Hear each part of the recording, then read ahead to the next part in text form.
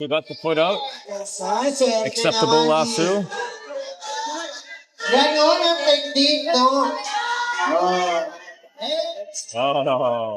Oh, the Bakit? What happened? Guard, ano masasabi mo sa laro?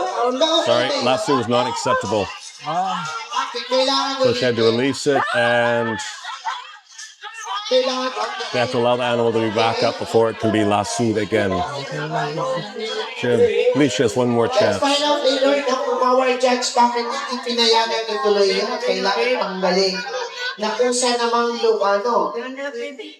I thought that was acceptable. Pero tanungin natin mamaya ang judge. Bakit kinakailangan ulitin yung process, no? Alright? Siguro mag-isa. Nasa dalawa. Saka. One last chance for winner. The WRCEI People Chapter. You have to grab the opportunity, partner, kasi ayan, no? Nakaharap sa kanya. Baka. Ayan na. Ma'am, anong pangalan?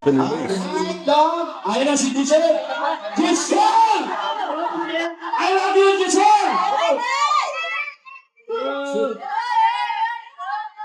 Relax lang daw, Giselle. Day, relax lang, Day. Partner, bakit hindi ka na pumapasok sa arena? Bakit? Parang nasa labas ka na yata. May 500 dyan. Ha? May 500. Takot ka na magbigay ng 500, ano? Ano ba yun? Oy, naka 1.5 ka na. Naka 1.5 Diba? ka na. Yes. He gets it. Paano hindi may sama ka? Good. Yes. Kanaday, asawa sa kano. Next step, kailangan mapatumba po ng ating player ang baka. Let's find out how she's gonna do that.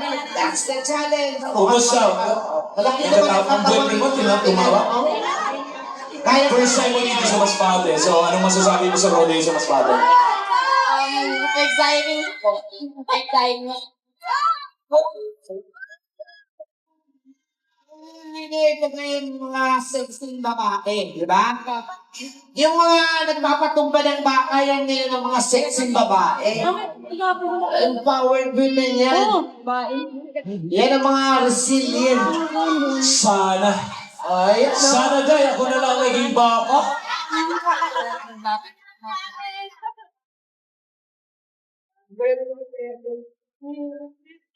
Alright, let's find out.